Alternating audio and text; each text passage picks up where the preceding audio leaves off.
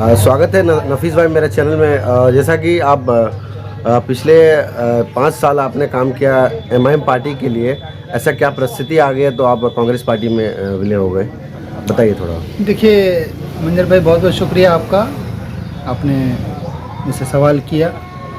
ये मैं पहले जिस पार्टी में था, ठीक है सबकी अलग अलग पार्टियां होती हैं, चुनाव होता है, पर इस बार जो है ये संविधान को बचाने की लड़ाई है। यूपीए और एनडीए गठबंधन के आमने सामने की लड़ाई है। यूपीए गठबंधन इस बार देश के संविधान को बचाने की बात कर रही है। एनडीए गठबंधन नारा लगा रहा है अब की बार 400 पार, कहीं ना कहीं 400 पार ला करके वो हमारे संविधान से छेड़छाड़ करने की कोशिश कर रहा है, शायद करेगा। और ये संविधान को बचाने की लड़ाई है, हम संविधान को बचाने के लिए लड़ रहे हैं। 10 साल पहले जब मोदी जी सरकार में आए थे, तब उन्होंने वादा दिया था, नारा लगाया था, सबका साथ सबका विकास। क्या सबका साथ और सबका विकास हुआ? सिर्फ पूंजीपतियों का विकास हुआ है, गरीबों का तो कोई विकास नहीं हुआ। एमएसपी मिल पाया? हम किसान लोग हैं, किसानों को उसके सामानों का उचित मूल्य नहीं मिला। किसानों को खाद बीज महंगा हो गया, किसानों के लिए सिंचाई की व्यवस्था नहीं की गई। और किसान अगर किसी चीज़ को खरीदने जाता है, अपने आवश्यकता की चीज़ों को, तो वो ज़्यादा से ज़्यादा दाम उसका बढ़ा दिया गया। लेकिन किसान अपने उपजाए हुए अनाज को लेकर दर दर भटकता है, कोई खरीदने वाला नहीं है। ये तो बुनियादी चीज़ें हैं। हमारे सीमांचल में रोजगार की कमी है, व्यवसाय की कमी है। कि हमारे सीमांचल में रोजगार और व्यवसाय दिया? नहीं दिया। मोदी जी ने वादा किया था कि हर युवा को रोजगार देंगे। आज कितने युवा बेरोजगार पड़े हुए हैं। उन्होंने बर्बाद करने का काम किया, हमको धर्म के नाम पे बांटने का काम किया है। सिर्फ धर्म के नाम पे बांटने से नहीं चलेगा देश। लोगों को आजीविका की आवश्यकता है, उसके बाद वो धर्म की तरफ जा सकते हैं। चाहे वो किसी भी धर्म के मानने वाले हों, सर्वप्रथम उसको आजीविका की ज़रूरत है, सर्वप्रथम उसको स्वतंत्रता की ज़रूरत है। धार्मिक स्वतंत्रता की ज़रूरत हो या शिक्षा का अधिकार हो, इन चीज़ों पे काम नहीं किया गया है। जो अभी मौजूदा सरकार है, उसका काम सिर्फ रह गया है कि सार्वजनिक संपत्तियों का निजीकरण कर दिया उन्होंने, पूंजीपतियों को बढ़ावा दिया है। बड़े बड़े पूंजीपतियों को लोन दिया गया, जो लोन लेकर के फरार हो गए। चाहे वो नीरव मोदी हो, चाहे वो विजय माल्या हो, या इस तरह के अनगिनत लोगों की एक लंबी लिस्ट है जो सरकार से लोन लेकर के फरार हो गए और सरकार ने उसका कुछ नहीं किया। बड़े बड़े पूंजीपतियों का लोन माफ़ कर दिया जाता है, लेकिन जो किसान इस देश की रीढ़ की हड्डी है, इस भारत को किसानों का देश कहा जाता है, यहाँ किसान वास करते हैं। अगर एक किसान कोई छोटा सा भी लोन लेता है, एक ट्रैक्टर लोन लेता है, तो उसका लोन को माफ़ नहीं किया जाता है। एक अगर पंपन सेट का लोन लेता है तो उसको माफ़ नहीं किया जाता है। किसानों के लोन को माफ़ नहीं किया जाता है, लेकिन बड़ी बड़ी पूंजीपतियों के लोन को माफ़ किया जाता है। यहाँ जो आजीविका के लिए छोटी छोटी चीज़ें थी, जैसे हम यूपीए गठबंधन की सरकार थी तो 60 रुपये किलो दाल खरीदते थे, आज वही दाल 120 रुपये किलो है। यूपीए गठबंधन की सरकार में पेट्रोल की कीमत जो थी वो 60 रुपये के करीब थी, आज पेट्रोल की कीमत 110 रुपये है। जो बुनियादी चीज़ें हैं, एक जो ज़रूरत की चीज़ें हैं, ये सारी महंगी हो गई हैं। आटे की कीमत बढ़ा दी गई, दुगनी हो गई। अब ये सरकार, इतनी सरकार है, देखिए सबसे बुनियादी चीज़ है शिक्षा। हर जन को शिक्षा मिलना चाहिए, हर बच्चे को शिक्षा मिलना चाहिए, वो किसी भी धर्म संप्रदाय से जुड़े हुए हों। अगर हमारे भारतवर्ष का है तो उसको शिक्षा की आवश्यकता है, शिक्षा जरूरी है। लेकिन आज शिक्षा पे 18% कॉपी और कलम पे जीएसटी लगा दिया गया। ये क्या है? कॉपी कलम पे जीएसटी लगाते हैं आप साहब, हीरा आप सस्ता कर देते हैं और दावा करते हैं कि रामराज लाएंगे। रामराज ऐसा ही था, जबकि रामराज का रामायण में उल्लेखित है कि रामराज ऐसा होता है कि सहजे जल तृणनाज, मणिमाणिक महंगे किए, सहजे जल तृणनाज। मतलब मणि हीरा जो है वो महंगा होना चाहिए, सस्ता क्या होना चाहिए? पीने का पानी, अनाज और पशुओं का चारा, ये चीज़ें सस्ता होना चाहिए। आप देखिए पशु का चारा कितना महंगा कर दिया, अनाज जिससे लोग खा के जिंदा रह सके। जीने का अधिकार तो सबको है, लेकिन जीने के अधिकार पे रोटी को महंगा कर दिया इसने। वो इसने कफन तक पर जीएसटी लगा दिया। जीना तो दूर की बात, ये चैन से मरने भी नहीं देना चाहता है। तो ऐसे आताताई सरकार को हटाने के लिए सिर्फ और सिर्फ यूपीए गठबंधन ही कर सकती है, कांग्रेस ही कर सकती है। इसलिए मैं कांग्रेस के साथ आया हूँ, कांग्रेस के विचारों के साथ। क्या आपकी सरकार बन सकता है दिल्ली में आज?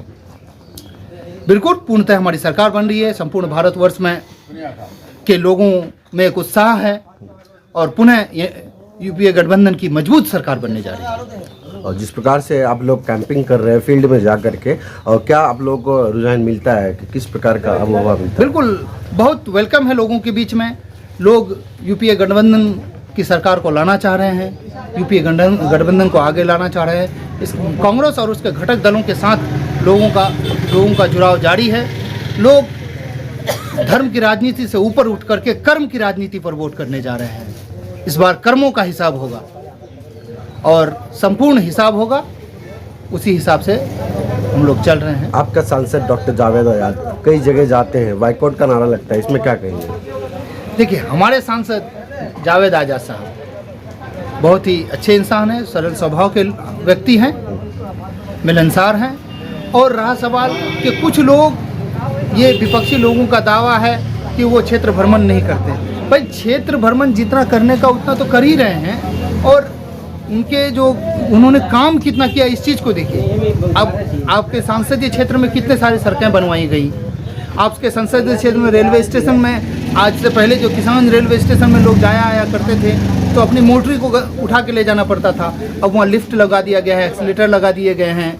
और कई बार सुरजापुरी रिजर्वेशन के लिए इन्होंने चिट्ठी लिखी है केंद्र की तरफ से राज्य सरकार को, पर राज्य सरकार ने जवाब दिया है कि हम अभी इस तरफ नहीं सोचेंगे, क्योंकि राज्य सरकार के साथ मिलकर के ही ऐसा किया जा सकता है। और कई विकास का काम किया है, ये कि विकास पुरुष के तौर पर हाँ ये है कि कम बोलते हैं, ज़्यादा फालतू की बात नहीं करते हैं, उल जलूल बातें नहीं करते हैं, तो लोगों को लगता है कि शायद ये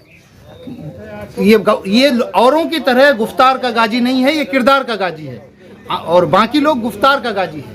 तो उन लोगों को लगता है, जो गुफ्तार के सुनने वाले हैं, तो उन दो चार लोग कहते हैं कि भाई आप वो सांसद काम नहीं कर रहा है। आप उनका काम देखिए ना, कितना काम अभी तक, क्या मैनिफेस्टो है? मैनिफेस्टो तो आपने बताई है, राहुल गांधी जी ने जो मैनिफेस्टो जारी किया है उसमें मुख्यतः 5 बिंदुओं पर चर्चा की गई है। युवाओं को रोजगार के बारे में चर्चा की गई है, किसानों को एमएसपी, वो किसानों को उनके सामान का उचित मूल्य दिलाने के लिए वादा किया गया है, और इंफ्रास्ट्रक्चर को बढ़ाने की बात की गई है, सामाजिक न्याय की बात की गई है। सामाजिक न्याय की बहुत आवश्यकता है अभी हमारे देश में।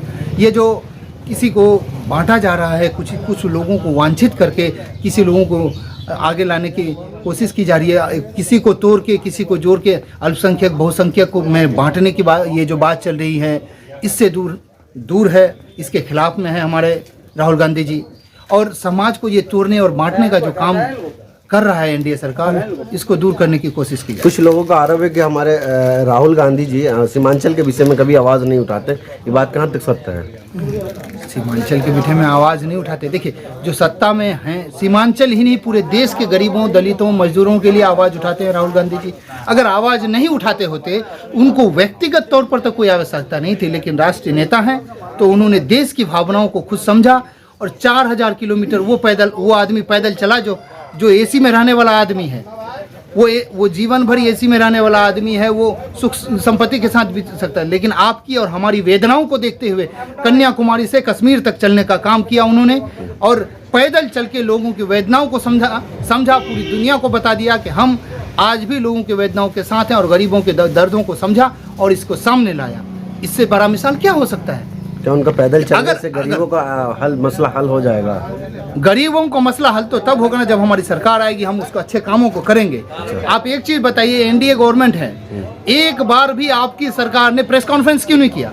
माननीय नरेंद्र मोदी यशस्वी प्रधानमंत्री हैं अगर, तो उन्होंने प्रेस कॉन्फ्रेंस क्यों नहीं किया? और दूसरी चीज, प्रेस कॉन्फ्रेंस करके बताना चाहिए था कि उन्होंने क्या क्या विकास किया।